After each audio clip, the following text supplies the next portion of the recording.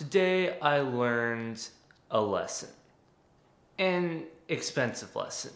You see, my friend crashed my drone into a tree. And before I tell the story, let me just show you what happened to it. This is about all that remains of my drone. If I set it down here, you can see that it is just, here is the camera part, just completely ripped away from the drone. And that motor is completely tweaked. Guys, not a pretty sight. I mean, look at this propeller. Like, this is one of the blades broken. This is another one of the blades. Not a pretty sight. Well, gee, you're probably thinking, isn't that that's a lot of damage. What happened to that thing? Well, my friend wrecked it into a tree at 17 miles per hour.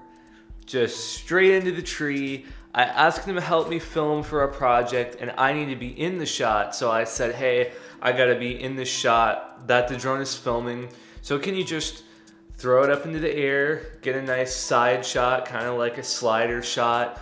And he thought he was above the tree line, but he wasn't. So as he's getting the shot of me running down a road, he just slams into the tree line unexpectedly and it fell 60 feet.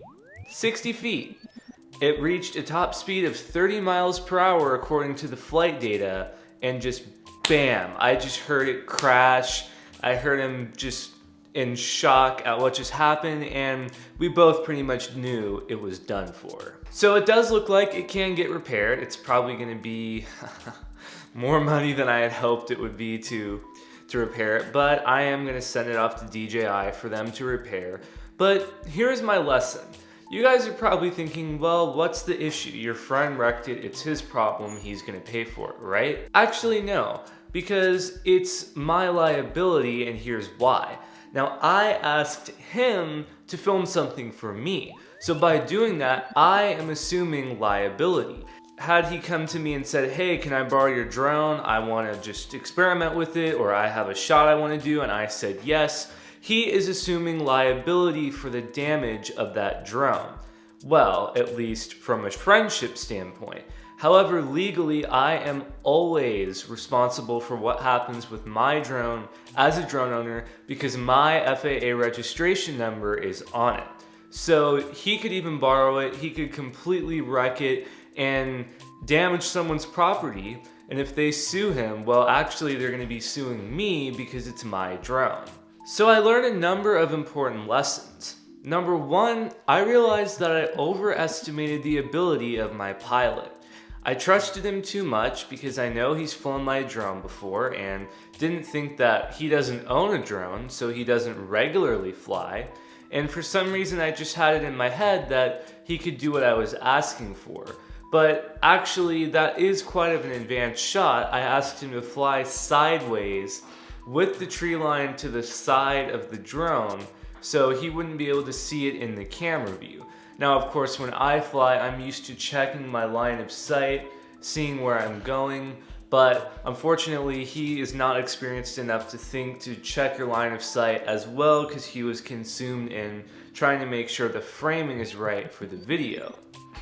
So number one, make sure your drone pilot is skilled enough to do what you are asking them to do or what they are asking you to let them do. Number two, realize that you are responsible for what happens with your drone. Now, sure, your friend could borrow it, they could crash it, they could total it, and you would expect them to pay for it. Technically, they have no legal liability to pay for it. You can hope that they would do the right thing and they would pay for it because they broke it, but that's beside the point. You are legally liable for what happens with your drone because, as I said earlier, your FAA registration number is on it, or at least should be on it if you're conforming to the FAA regulations. So, that being said, if you were to injure someone or damage somebody's property, or anyone you let borrow would do the same, you are financially liable no matter what. If somebody sues because your friend borrowed your drone and they hurt somebody, you would be the one getting sued. And finally, the last lesson I learned is to just be more careful in general. You know, when I first got my drone, there were a lot of channels that I was watching that were saying, have a procedure, you know, look at your checklist, have a flight plan, do a test run before you film a shot, make sure you are totally clear of obstacles, look in all directions, have a clear flight path. And for the most part, when I did my first couple flights, I did that. But then, you know, you kind of become used to it. You fall into the trap of, oh, it'll never happen to me. I'm an experienced pilot. I'm never gonna have a problem. However, number one, that made me realize that I should be doing that anyway because you can never be too safe. And number two, you need to be doing that if someone else is flying your drone. You need to make sure that they're clear of what they're supposed to do, that they know how to do it, and that they're comfortable doing it. Because one of the things my pilot said afterwards was, well, I really wasn't comfortable doing it, but you know, I didn't want to say anything, and so I saw it getting close to the tree and I just panicked and started just moving all the joysticks around, and the rest is history. So maybe your pilot just doesn't think to say they're not comfortable, or they would be embarrassed to tell you, but this is not about embarrassing or not embarrassing. You need to just say, hey, are you comfortable flying this route? And they will tell you yes or no. And lastly, a note is just to be careful where you fly. I'm thankful that nobody got hurt. If you're flying over someone's property, which in that case I was, if someone's property or them got hurt, that would be bad. I mean, even just past the financial liability, that would just not be a good thing to be part of.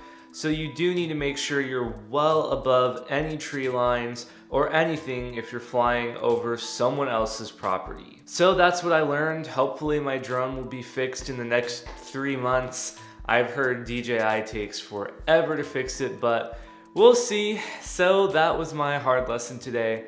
If you like this video, please be sure to leave a thumbs up, subscribe, and enable post notifications so you don't miss when I release new content. And with that said, I'll catch you guys next time.